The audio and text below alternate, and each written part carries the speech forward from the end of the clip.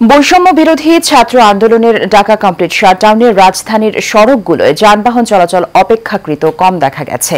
সরকারি পরিবহন বিআরটিসির বাস বেশি চোখে পড়েছে, প্রাইভেট কার বা অন্যান্য গণপরিবহনের বাস কম দেখা গেছে। তবে মেট্রো রেল স্বাভাবিকভাবেই চলছে। যানবাহন কম থাকায় চরম ভোগান্তি পোহাতে হয়েছে অফিসগামী যাত্রীদের। তবে রাজধানীর বিভিন্ন সরকারি ও বেসরকারি অফিসের কার্যক্রম স্বাভাবিক রয়েছে।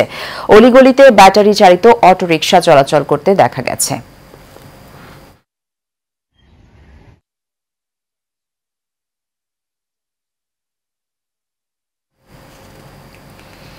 কোটা আন্দোলনকারীদের ঘোষিত দেশব্যাপী কমপ্লিট শাটডাউনকে কেন্দ্র করে আইনশৃঙ্খলা পরিস্থিতি স্বাভাবিক রাখতে ঢাকা সহ সারা দেশে 229 প্লাটুন বিজিবি মোতায়েন করা হয়েছে। বিজিবি সদর দপ্তরের জনসংযোগ কর্মকর্তা মোহাম্মদ শরীফুল ইসলাম বিজিবি মোতায়েনের বিষয়টি নিশ্চিত করেছেন। গতকাল দেশের বিভিন্ন বিশ্ববিদ্যালয়ে আন্দোলনকারী শিক্ষার্থীদের সাথে পুলিশের দফায় দফায় সংঘর্ষ হয়। এতে পুলিশ সদস্য সহ অনেক শিক্ষার্থী আহত হয়। এ ঘটনায় নিরাপদ ক্যাম্পাস নিশ্চিত ও এক দফা দাবিতে আজ সারা দেশে কমপ্লিট শাটডাউন কর্মসূচি ঘোষণা করেছে কোটা সংস্কারের দাবিতে আন্দোলনের প্ল্যাটফর্ম বৈষম্য বিরোধী ছাত্র আন্দোলন।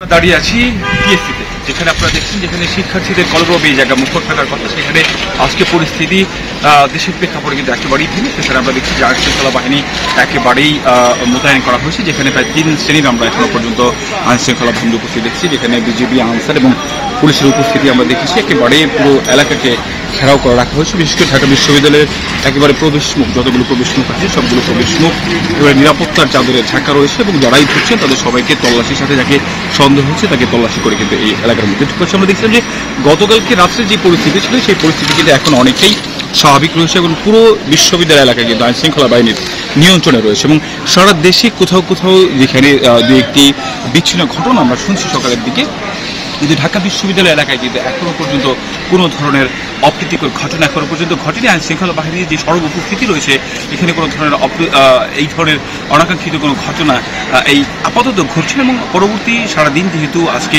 কমপ্লিট শাটডাউন কোটা বিরোধী আন্দোলন যারা করছেন, তো কোটা সংস্কারে যারা আন্দোলন করছেন তারা যে কমপ্লিট শাটডাউনের ডাক দিয়েছেন সেটি আসলে এইখানে কতটুকু হবে সেটি একটি দেখবার বিষয়। যদিও এখান থেকে আসলে সব জায়গায় নিয়ন্ত্রণ করা হচ্ছে সারা বাংলাদেশে, তবে আমরা যতটুকু জানতে পেরেছি আপাতত সেটি হচ্ছে যে সারা দেশের কোথাও কোথাও বিক্ষিপ্তভাবে কোটা সংস্কার আন্দোলন করছেন সেখানে আন্দোলনগুলো চলবে এবং সেই কথা মাথায় রেখে কিন্তু আইনশৃঙ্খলা বাহিনী তাদের যেই পরিকল্পনা সেই পরিকল্পনা সাজিয়ে রেখেছে। এবং একই সাথে আমরা গতকালকে দেখছি আমাদের সাধারণ সম্পাদক কিন্তু বলেছেন যে আসলে সব পরিস্থিতি মোকাবেলা করবার জন্য যারা ওয়ার্ডে যাদের নেতাকর্মী রয়েছে ওয়ার্ডের নেতাকর্মীদের কিন্তু সব থাকে তিনি বলেছেন এবং সারা দেশেরই এখন যে পরিস্থিতি উচ্চ এক পরিস্থিতি বিরাজ সেই পরিস্থিতির মধ্যে আমরা রাস্তাঘাটগুলো দেখেছি সেখানে কিন্তু প্রতিদিন দিনের মতোই যে আসলে গণপরিবহন রয়েছে সেই গণপরিবহনগুলো কিন্তু চলতে দেখি এবং সারা দেশের মানুষের মধ্যেই একটি থমথমে অবস্থা বিরাজ করছে।